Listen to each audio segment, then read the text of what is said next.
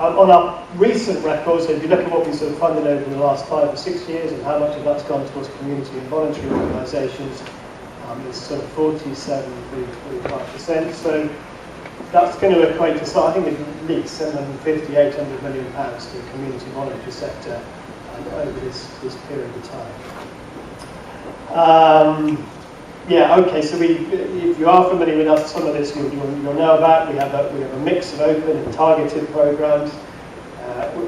One of the changes we've announced now is that we've now got 3 grant bands for the open programs. This is for funding for all types of heritage. Any type of heritage project can come through these open programs. The change that we've announced yesterday is that we have a new small grants program called Sharing Heritage. And that starts at £3,000 and goes up to £10,000. So we anticipate that's mostly going to be for communities to explore local heritage. Then we have a new middle tier, which is £10,000 up to £100,000 now, which we're calling Our Heritage. Activity projects again can be funded through those, but that's we think will be big enough to fund some small-scale capital projects as well. And then the big stuff starts after that. So the main Heritage Grants programme is £100,000 above. There isn't an upper limit. We treat things a little bit differently with around £5 million as major grants. But everything over £100,000 goes through the same process, which is a 2-round process. Targeted programmes we've had, and we will retain targeted programmes focused on townscapes, landscapes, on parks, places of worship. A program, very popular, successful program involving young people in heritage, called Young Roots, that will continue. And we did some funding for skills. We ran some training bursaries, and then more recently, in 2009, we ran a Skills for the Future program for organisations working in heritage about skills training, not just conservation skills, but management of heritage sites, education type training as well. So we will run another round of that Skills for the Future program. I didn't think very many slides. It's a regional structure. We sort of very much have a regional structure. Offices in Scotland, Wales, Northern Ireland, and in England, each of the 9 regions. So that's why everybody here is in Yorkshire and Humber. Your first point of contact would be with the office in Leeds. Development teams, so there's assistants there for pre-application advice and advice for those less experienced applicants, which comes through the regional office as well. And delegated decision making. So at the moment, everything over £1 million comes in and is decided by trustees at a board level. And that's going to go up to £2 million because we've got more money. So everything under £2 million is actually decided delegated within regional by regional committees. I guess the most important thing in a way is just this emphasis on what do we fund? We fund things which are a mix of capital works for heritage assets with activities involving people. We fund projects which are activities involving people. What we don't do is just capital stuff on its own. We must do activities stuff. We must do people's capital alongside that. So that's the general stuff. I think this is the next slide. Oh, that's one of the news there. So this is what I'm going to say about a new targeted programme. So this is one of the things which we thought would be of most interest to this audience. So this is a programme which we've announced yesterday and will launch in April 2013. We're calling it a Heritage Enterprise Programme. It's about bringing buildings, individual buildings or kind of a small collection of buildings back into use. So buildings which are not being used at all or are underused, bringing those back into active use. I think the key element to this, though, is that use we want to see as having a use which generates and delivers a commercial, at least in part, a commercial income. So these are going to be generating activity which takes place in these buildings. Why are we doing that? There's a couple of reasons. Partly because of what's been prepared today about financial viability and about the ongoing viability and continuation of the use of those buildings, which is important. So in the current environment, having simply reliance on public sector revenue to sustain those is not viable. And secondly, because we're interested and want to generate as one of the outcomes of the programme, the jobs which come through that, so the additional economic activity and economic value which is generated through those uses. You can sort of split it into the development part and the end use part. The development part we anticipate, I think some things we could imagine being funded in single organisations to bring buildings back into use. I imagine that more of them are going to be partnerships, and we'd be looking to actively encourage private sector developer involvement in those partnerships alongside community organisations, building preservation trust, development trust, of course, very much we hope will be interested in this. The end use part is sort of interesting. We're not specifying, we're not being rigid on what that end use should be. It could be social enterprise use, very, very interesting. I'm sure we'll get lots of ideas around social enterprise end use, but there could be some straightforward commercial end use as well. Commercial company end use. Again, we're not being rigid in specifying the nature of the end use either. Perhaps like a romantic idea, but we're sort of interested to see how much comes forward, which is not just the building itself having a heritage value and a heritage interest, but maybe the end use as well. It's got some sort of heritage connection there. We find a sort of reindustrialisation term that we can use to like this. And we have funded things which are about pottery factories and paper factories and those sorts of things. Could be essentially food production thing. Which you could establish and make a heritage connection. But it doesn't have to be creative and cultural sector. We imagine being occupiers of some of these buildings as well. That's proven success. But it could be other things that we're not specifying to say. It doesn't have to be listed buildings, but you need to prove the heritage, the community recognition of the heritage value of those assets. A couple of other things which we're making available as well. One, the consultation with Plunkett, Locality, Forestry organisations about this 2025 organisation. One of the very strong messages we got through that was that providing the grant funding for the capital works and an identified project, it was not going to be sufficient in generating applications for particular communities. And that there was a gap there, more of a gap there than there has been over the last 10 years, of funding which is going to be available for people to get in the position of being able to generate the idea for that project and have the organisation in place to make the application for that project as well. So through that 3 to 10k fund that I mentioned, we're going to be making available some access to startup grants. And the startup grants will campaign for things like the constitutional setup of an organisation and a sort of simple feasibility or options appraisal as well. We're going to have to be careful about that. I think in our grasp we need to be sort of fairly sure that in providing that, there's a good likelihood of confidence we have that that's going to be done to the project. But it's one we'd be interested in funding in one of the bigger programs. But we think it's important to do. It's a very clear message and something we've responded to. The other thing is we heard about meanwhile use earlier today, and so we will, in the funding for the new programme, through the development phase, again that's a 2-round programme, between the first and the second round, we will fund a little bit of capital expenditure there for meanwhile uses to take place in those assets whilst the main project is being delivered. And again, that was a strong message we got through the consultation. I think it's really, really important to do. We like the idea of that, really, really like. Next one. Number 2. Yeah, all right. On asset transfer, we get lots and lots of inquiries. Proportionally, how many of those turn into actual projects? We certainly get lots and lots of inquiries. We're getting more of these. We've done it before. It's not new for us. We have funded parks, cemeteries, swimming pools. We've done about £34 million of 36 town halls. So lots of those have involved acquisition costs. So it's not something which is unknown territory for us. Previously, those things would have had to have gone through, the main Heritage Grants programme.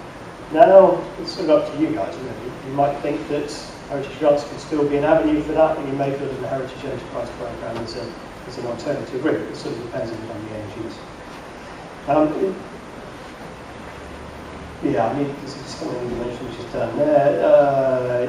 Remember the existing assistants that I referred to, people like Louise, that's the first place to go about that, the development teams and the regional structure to talk about that. I'm just going to, Ian Morrison, who leads on this, a colleague of mine in London, wanted me to waive this, which was Pillars of the Community, Transfer of Local Authority Heritage Assets. This was a publication after the Quirk Review. English Heritage, along with National Trust, Architectural Heritage Fund, Prince's Regeneration Trust, alongside us, and the Asset Transfer Unit, published this, and it seeks to set out what is involved in the transfer of heritage assets, what issues need to be considered, how we can learn from other projects. So for local authorities and for community organisations considering taking over heritage assets. I assume that's on our website. If it isn't, get in touch with me. It is on our website. If you can't find it, get in touch with me, get in touch with Louise, and we'll provide it. Yeah, okay, next one. Last one, and a bit more to wave here. We just wanted to give a little plug, because this was running out quite soon. So this is a small amount of time left to come in and make an application to this programme. It's called All Our Stories. It's a small grants programme that we developed, and it sort of goes alongside the supports that you may have been watching on the tail. BBC programme, series of Great British Story, People's History, Michael Wood presentation. There's some broadcast in May, and there's some more coming up later this month, I believe. So this is, it's an opportunity. It's a small grant programme for people to get involved in heritage. Funding for community groups to carry out activities, helping people explore, share and celebrate local heritage. The important thing is that the closing date's coming up, so the application for All Our Stories is until the 31st of July this year, and the awards will be made in early October. There's £1 million budget, grants between 3,000 and 10,000, so we think there'll be about 200 projects coming together through that.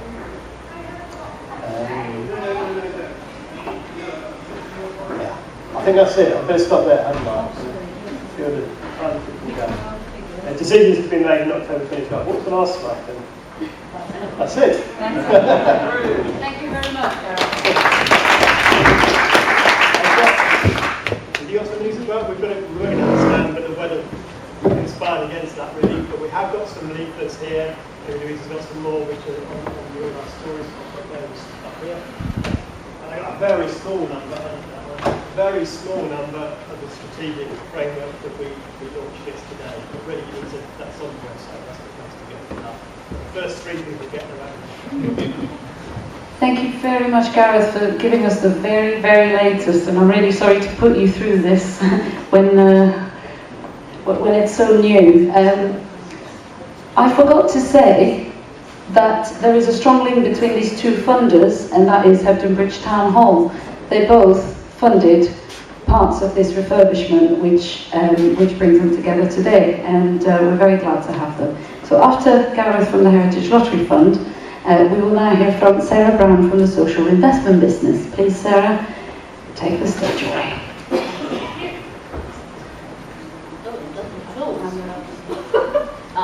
Okay. Sorry. I wouldn't necessarily need notes, but it might have been hot off the press yesterday for Gareth, but actually, since the Minister announced this stuff at lunchtime, I can now talk about stuff that I wasn't certain I was going to be able to talk about. So if we just move on to the first slide, that'd be great. We're the largest social investor across the UK, and we are a social enterprise as well. We've been doing it for about 10 years, and we've managed about £400 million worth of programmes. We are an engaged investor, and I'll come back to that a bit. My primary focus today was to talk about Community Builders Fund, but I will talk briefly about these other things. So if you want to just... Right, we've got a lot of stuff that we do. Starting at the top, Community Builders, I'm going to go into in more detail in a while. So That's open and will be open until August, but I'll talk about it in more detail. Investment and contract readiness may or may not be relevant to you. It's a £10 million fund, which is about people being able to either, if you think about it, it's allowing people to develop new product development, really. So if you want to either develop an idea to get a big investment or to get a big contract, that's an opportunity. The Social Enterprise Investment Fund is a fund that's about the health service, and we've funded a lot of projects, £100 million. That's a mix of, but the Investment and Contract Readiness is a grant fund, and it's ongoing until next September 2013. It's a bit complex, you need to apply with a provider and so on. But if you want to chat to me about it afterwards, because you think it might be relevant, but it is for big, successful organisations that have big ambition. So you need to be wanting to do something big. CEIF, the shorthand for, is the NHS fund that we've been managing for quite a long time. Again, that's predominantly grant, but there's a mix of grant and loan. That's open as well at the moment, and that is open until August. The issue about that is that you need to be able to spend it by the end of this financial year. That's always an issue, but that actually is often an opportunity. So I, when I'm not working with a social investment business, actually I'm a consultant working with the sector, and two of my clients, for example, one of them, about the middle of December, the year before last, I think, decided they wanted to go for a building. They'd got agreement by the middle of January, and they got all the money as a grant. Because of the tight deadlines, there are opportunities as well. So it varies on the amount of money you want to have and so on. Now, the Minister, kindly, we didn't know what he was going to be announcing today. Why would you want to know that sort of thing? But anyway, he confirmed that we can now talk about the two grant programmes that are now available that are to do with the localism bill. Right to challenge grants, which are about the right to challenge to be able to provide local services. And they will be open from July the 16th. And there will be pre-feasibility grants up to £10,000, which we aim to get out very quickly. So from you applying to you getting a decision should be something like 4 weeks. That's our aim, anyway. And we're working with the locality on both these grant programmes. So up to £10,000 for improving governance, thinking about ideas, thinking, do you actually want to go for tendering for, thinking about providing a local service. Then, if you do decide you want to do that, then there are feasibility grants of up to £100,000 to prepare expressions of interest, PQQs, procurement bids, and get all the pre-contracting stuff in place, think about 2P, etc. These are both grant programmes, no loan element. Then, at the end of July, provisional date I've got is July the 30th, a similar mix of grant and pre-feasibility grant and feasibility grant for the right to bid for management of assets. So that's up to £10,000 again for you to look and see, do we really want to get that asset? Do we want to say that we want that asset? And then a feasibility grant to develop the investment proposal, carry out feasibility studies, get the business planning in place of anything up to £100,000. So from July the 16th for the first one, the end of July for the second one. There will be details of that, all of this stuff you can find out about on our website, the Social Investment Business website, and you could also register, and then you'll get alerts as things come live and so on. And we also obviously have a helpline if you actually have any queries, and locality is running a helpline on all of this. So, but this is, as I say, this is 2 hours old or whatever it is, in terms of us being able to announce it. So you heard it here first.